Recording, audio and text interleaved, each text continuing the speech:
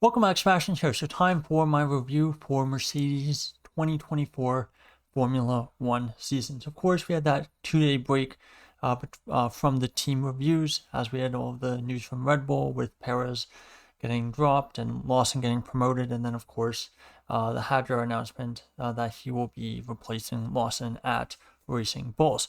But back on topic, I should say, Mercedes' season review. So starting with kind of a look at their two drivers, George Russell, Lewis Hamilton. Of course, this was the final year of the partnership between these two very, very strong drivers. Arguably the strongest driver lineup on the grid during their 3 years together. I think it's really a shame that Mercedes had such a bad car during those 3 years.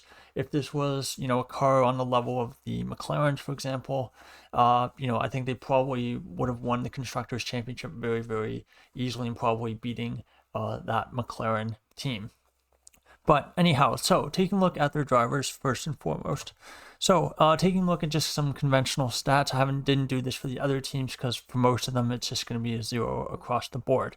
But taking a look at wins. So for Russell and Hamilton, both drivers 2 wins apiece.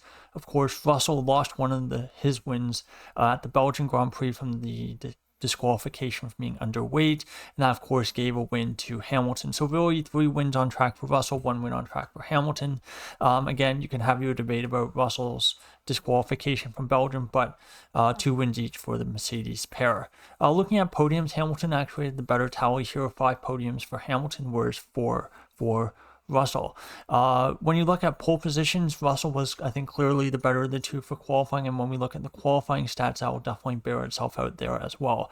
As Russell got 4 pole positions, I think one of them he inherited from Verstappen in Qatar. That was obviously pretty dramatic episode there. But for Hamilton, unfortunately, no poles this year. And again, in the last 3 seasons, only 1 pole position at Mercedes, which was the Hungarian Grand Prix 2023. Now, when you look at qualifying stats as well as average starting position, average finishing position, not great from Hamilton. I think this is arguably his weakest season in his F1 career, purely from a qualifying perspective. So qualifying head-to-head 19.5 in Russell's favor with a median qualifying gap of 1.9 tenths of a second. Average starting position 5.67 for Russell, and for Hamilton 8.92. When you look at average finishing position, Russell improved a little bit, 5.05, and for Hamilton improved quite a lot, 5.86. So for me, that really is suggesting that Hamilton just was not able to get the most out of the car in qualifying this year, given showing how well he was able to get through the field. And I think if he was able to qualify on the same level as Russell, I don't have much doubt that Hamilton probably would have beaten Russell in the Drivers' Championship, might have gotten a couple more podiums, and perhaps might have even gotten another win in there. And yeah, there's some really interesting qualifying stats. We're going to look at that a little bit later, but I think, for Hamilton, really an unfortunate season on his part there, but again, doesn't take anything away from, I think, what was a very, very strong season from Russell. The only other thing I wanted to add for Hamilton is I think obviously he's very, very close to being 40 years of age, and again, he is at an age where drivers regardless of who it is, if it's even for Michael Schumacher went through this when he was at Mercedes.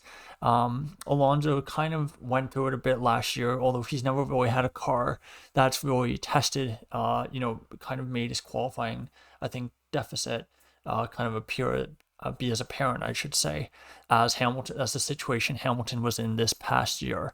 I think arguably probably the second weakest qualifier from the top 4 teams, only ahead of Perez, I would say.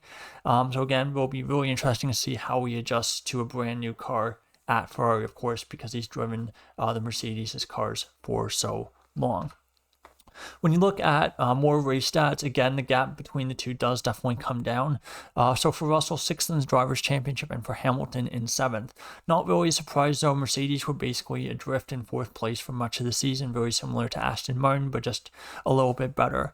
But again, as the season went along, it feels like they got a little bit better, and there was also a lot of inconsistency in that as well, as I would have races where they would look like the fastest team, but they'd also have other races where they'd be the clear 4th, and sometimes they they'd be the 5th best car in qualifying. When you look at race head-to-head, 13-7 in Russell's favor when both drivers finished, so a little bit closer than qualifying. And for points, 245 for Russell, 223 for Hamilton. When you look at points above expected, this is kind of where Hamilton's his skill definitely shows up. So for Russell, 21.18 points above expected, still really, really good. That comes out to 110%.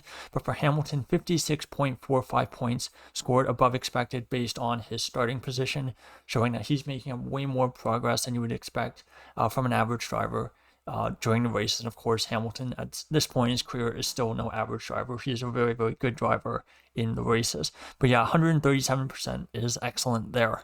When you look at average power rankings, again, I have felt that Russell was the better of the two drivers over the course of the season. 5.75, fourth overall. For Russell, I think arguably his best season in F1 to date. And for Hamilton, 8.42, which ranks 7. So again, I believe that's second lowest amongst the top 4 teams.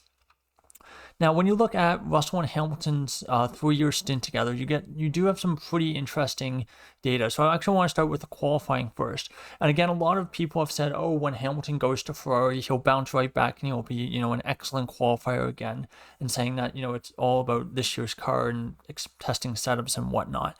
But the reality is the last 3 years, if you look at the red line, the qualifying's gone from being about 7/100ths of a second in Hamilton's favor in 2022. 2023 is almost dead even. I think it was about 2/100ths in Russell's favor. And then this year, massive difference, about almost 2/10ths in Russell's favor again. So you can see it's basically been a straight line going towards Russell every single year of the 3 years that they've been together. So again, it's a pretty obvious trend. And again, it'll be really interesting to see how next year goes in qualifying, again up against another very tough opponent in Charles Leclerc. The race data is a little bit less consistent. So for 2022, it was advantage Russell, but for a score of 0.5 on my race model. 2023 it was about 0.7 in Hamilton's favor, and then 2024 again it was about 0.5 in Russell's favor. I think of the 3 years, I think 2022 is probably the least representative. Hamilton had a lot of bad luck, and the first part of the year he was, I think, still kind of getting over the after effects of 2021. So again, there was a massive disconnect between his qualifying performances, which were very, very strong, and then what was happening in the race. Sometimes, Russell would basically be able to have a safety car would come out at the perfect time. Miami Grand Prix 2022, I think, was a good example of that. Just as one instance of Russell getting a massive swing of points in his favor in 2022 because of a lucky circumstance.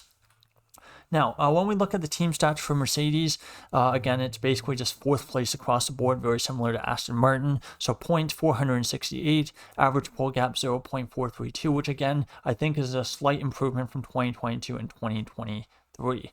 Average minimum finishing position 3.67. So again, a low front running team, but still not really at the level to compete for wins consistently or for a championship.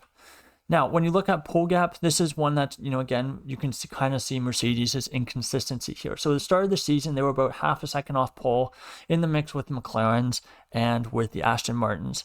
Luckily for Mercedes, they didn't do what Aston Martin did and basically become one of the slowest teams in qualifying over the course of the year. But you can basically see around Canada or so, where Russell took pole position, the 3-race average for pole gap was about, 2.5 of a second. And then unfortunately it kind of got worse, kind of peaking around the Dutch Grand Prix where they were again about half a second off pole. And then towards the end of the season, it got better to a point where they were about 0.3 off pole on average. And again, at the end of the season, the top 4 teams were very, very close in qualifying, as you can see on that graph. When you look at their race results broken up by quarter, you can see that, again, really, really bad first quarter.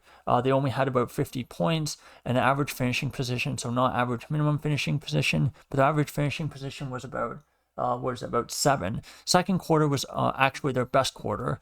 They scored about 150 points and their average finishing position was about 4.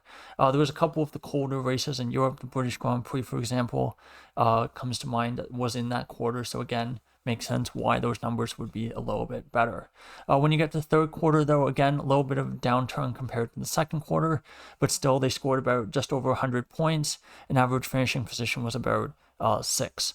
And then fourth quarter, again, slight improvement, just shy of 150 points, and average finishing position was about 5 or so. When we look at Mercedes' last 5 years, not a particularly pretty picture. You can see basically all the lines are going up, and that means that the car has been getting worse. So of course 2020 was one of their best seasons in recent memory, arguably their best season since the first 3 years of the turbo hybrid era, when their average starting position, average finishing position was very, very close to 1. 2021, again, a little bit of a step back, hurt a bit by the floor regulations, but again, still a title challenging and constructors championship winning car. And then you get to the new regulations, massive decrease in their qualifying ability, average minimum starting position dropped all the way to 4, but they had much better race pace. So again, there was, especially the second half of the season, they were very competitive with the Ferraris, kind of in that group right behind Red Bull. Then you get to 2023, qualifying performance improved slightly, average minimum finishing position about 3.5, but the race pace went off a cliff and it was about 4. So again, very low front running team. 2024, race pace improved a bit, and qualifying's actually gone down a little bit compared to 2023, which is interesting. So basically, the 3 years of these regulations, the qualifying pace has been not great. And actually, the first year, 2022, was the year that had the best race pace according to this one metric. So I think for me, for Mercedes, 2025 is kind of a lost cause, only in the sense that I don't think they're going to be able to get build enough performance up over the weekend to basically leapfrog all the way to the front of the queue. The fact that they also have a rookie in Antonelli as well makes the Constructors' Championship, I think, a very, very tall order, especially compared to Ferrari and McLaren. In the case that somehow a 2-horse fight between Red Bull and Mercedes, again, things become a little bit closer, as Lawson, I think, will be again a slight disadvantage for Red Bull for the constructors for next year. But that being said, if they have a very, very strong car, again, competitive with the McLarens, perhaps competitive with the Ferrari, I think Russell's shown this year that he's a very, very strong driver, and that in the right circumstances, I think he could challenge for a driver's championship next year in that scenario. But again, I think that's a best case scenario would be Mercedes being in a very tight fight for both drivers and constructors. I think realistically, they're probably going to be 4th best. They clearly don't really understand these regulations particularly well, and that's very troubling for 2026 because those 2026 cars will also use ground effect regulations. So if they can't get on top of that aerodynamic concept, even if they have the best engine, they're really going to struggle. As we saw this past season, where the Mercedes customer team, McLaren, won the Constructors' Championship. So something that's not happened in a very long time, customer team winning the Constructors' Championship, while basically the factory team is basically a direct competitor. I know it happened with Red Bull during the early 2010s, but that was a little bit of a different situation, of course, with Renault kind of pulling out of the sport at that point in time. So there you go, season review for Mercedes for 2024. I think overall a bit of a disappointing season. They've made very little progress in these regulations, and it'll be interesting to see if 2025 is any different. So thank you so much for watching, and goodbye.